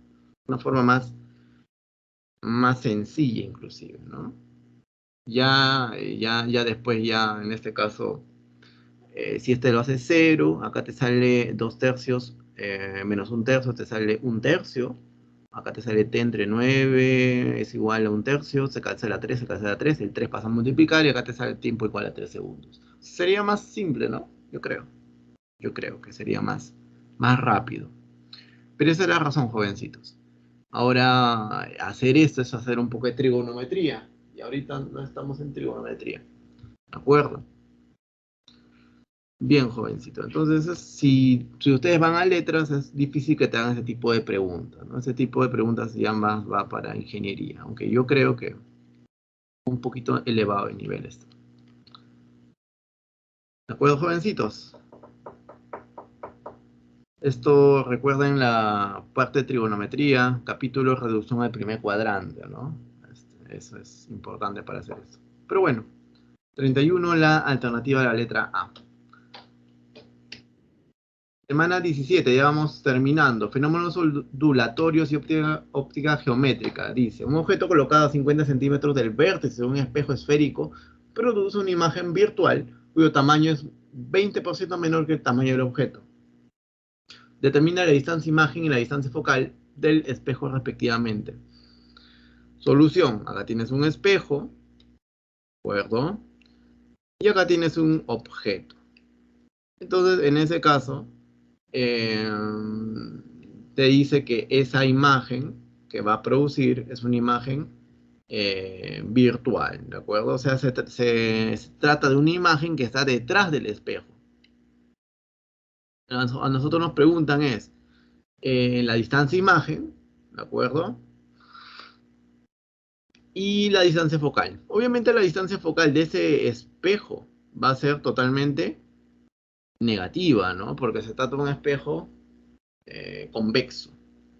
Pero bueno, ya, entonces, ¿qué vamos a hacer en este caso? Vamos a ver los convenios de los signos. El S0, el SO en este caso, la distancia del objeto al vértice del espejo va a ser siempre positiva. En este caso te da más 50 centímetros.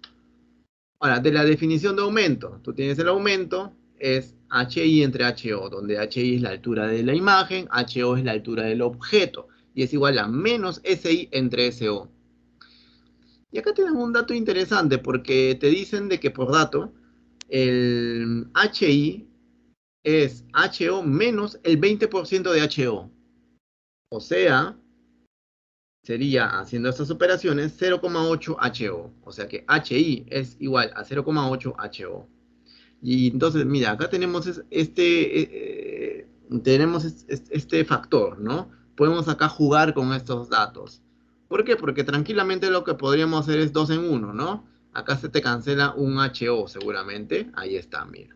En vez de colocar HI, he colocado 0,8 HO. Luego el HO no sabemos cuánto vale, simplemente, ¿no? Entonces, simplemente lo que sucede acá, cancelamos HO, cancelamos HO. No era necesario saber cuánto era el tamaño del objeto. Solamente cuál era en cuánto crecía o decrecía en este caso, ¿no? Acá ha disminuido el tamaño, su imagen. O su imagen es menor al tamaño del objeto, específicamente hablando.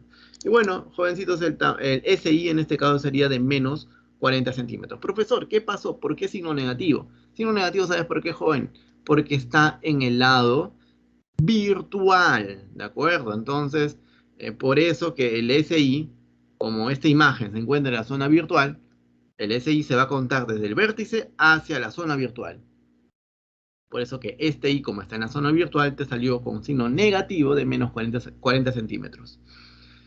Y se acabó el problema, pues, joven, porque mira, obviamente con los tamaños de la imagen y del objeto, has calculado ¿cómo se llama? Este SI, ¿no? Con la definición del aumento. Pero ahora con ¿te acuerdas, no? 1 entre F es igual a 1 entre SO más 1 entre SI. Con eso vas a calcular obviamente la distancia focal, justamente con esta ecuación de acá. Reemplazas con su signo, joven, nunca te olvides del signo. ¿Y la distancia focal qué signo te daba? ¿Positiva o negativa? Sí, operando, sí. Negativa, obviamente, ¿no? Si te sale positiva, preocúpate, porque estarías mal. Es negativa necesariamente, ¿de acuerdo? Es menos 200 centímetros. ¿Por qué, profesor, distancia focal negativa? Porque se trata de un espejo convexo.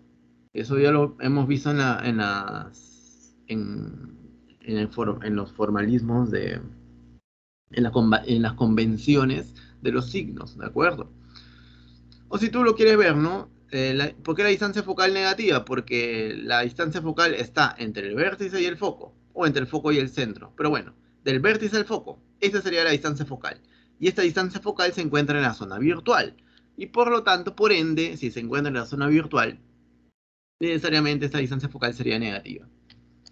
Alternativa a la letra A, jóvenes. Muy bien, ahora vamos a pasar al tema de física moderna, ¿ok? Entonces, tenemos lo siguiente. Dice, una nave espacial se desplaza frente a un observador con rapidez de 0,6 c. Si su longitud mide 50 metros cuando se encuentra en reposo y con respecto a un observador, ¿cuál será la longitud de la nave medida por este? ¿De acuerdo? Entonces, primero tenemos una longitud medida por un observador en reposo y la otra por un observador que está en reposo, pero la nave se está moviendo. Entonces, acá tenemos que asignar, ¿te acuerdas? El L o el L0, cualquiera de las dos. Entonces, acá tenemos esta persona, acá está Albert, observando a esta nave cuando está con una velocidad igual a 0. En este caso, ¿él qué va a ver? ¿L o L0, jóvenes? Eso es clave. ¿Qué dicen ustedes? Él va a ver L0, jóvenes. Y en este caso te dice claramente, si su longitud mide 50 metros cuando se encuentra en reposo. O sea, se encuentra en reposo con respecto a Albert, que está aquí parado con él a velocidad 0. Y entonces eso será 50 metros. O sea que L0 es igual a 50 metros. La pregunta del siglo es, cuando esta nave se mueve a 0,6 c, ¿cuánto será lo que mide Albert, ¿no? ¿Cuál será la longitud que Albert va a medir? Entonces esa longitud será L. ¿Qué aplicamos, jovencitos? Hay una fórmula nada más, ¿no? Esta formulita de aquí. Eso es todo lo que tenemos que aplicar. Nada más que eso, joven. Entonces, aplicamos esa formulita. En vez de B colocamos 0,6C. Reemplazamos. ¿De acuerdo? Pero, profe, acá tenemos el L0 vale 50. Acá reemplazas, ¿no? Sigues operando. 4 quintos de L0, pero L0 vale 50, entonces acá el L te sale operando 40 metros. Alternativa a la letra A. Entonces, ¿cuál es dónde reside la dificultad de estos tipos de problemas? No me vas a decir que reside en la aplicación de esta fórmula, ¿no? En el reemplazo de esta velocidad. No. Reside en saber cuál es el L0 y cuál es el L. Porque si tú pones al revés, acá pones el L0 y acá pones el L, ahí el problema ya salió mal. Ahí está el problema del asunto. Y siempre lo mismo, ¿no? El L0, ¿qué longitud es? El L0 es la longitud que mide un observador que está viendo ese objeto que está en reposo. Ese es el L0. El L va a ser la longitud que va a ver un observador cuando ve ese mismo objeto pero moviéndose. Esa es la gran diferencia. Acá lo está viendo en reposo, por lo tanto mide L0. Acá lo está viendo en movimiento, por lo tanto mide L. Muy bien, jovencitos. Y ahí están las claves de las preguntas totales. Ahí están las preguntas y las claves respectivas. Fin de curso, jóvenes. Entonces, si es que no hay alguna pregunta más, hasta ahí ya estaríamos acabando aquí. ¿Alguna pregunta hasta ahí, jovencitos? Agradeciendo siempre su atención. ¿Alguna pregunta más?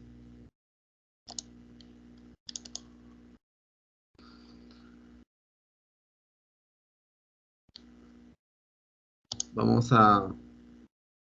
Bueno, ya tienen las claves en realidad, ¿no? Pero si quieren ustedes, podemos darles una pista de los problemas pares, ¿no? Los problemas pares son los que faltaron. Acá están los problemas pares, acá está algún procedimiento, ¿de acuerdo? Están bonitos esos problemas.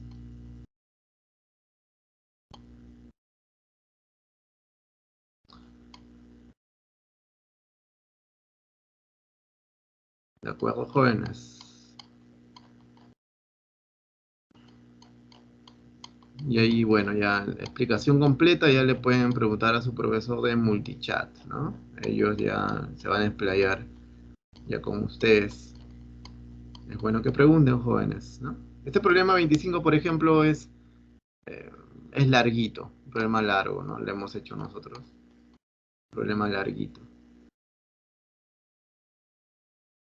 Ajá. Este problema es clásico, ¿no? Eso lo hemos visto varias veces ya. Este del imán y la espira, que si el imán se acerca, el imán se aleja y todo eso. Problema típico de la refracción, ¿no? Acá aplicas dos veces la ley de Snell, primero del medio aire al vidrio y luego del vidrio al aire. Así nada más, joven. Dos veces ley de Snell. Y acá en el último problema, el efecto fotoeléctrico, ¿no? Bueno, jovencitos, entonces, al parecer no hay preguntas. No hay preguntas, perfecto. Entonces, cuídense mucho, jóvenes, suerte para lo que queda y Muchas muchas gracias, gracias. Cuídense bastante, un abrazo.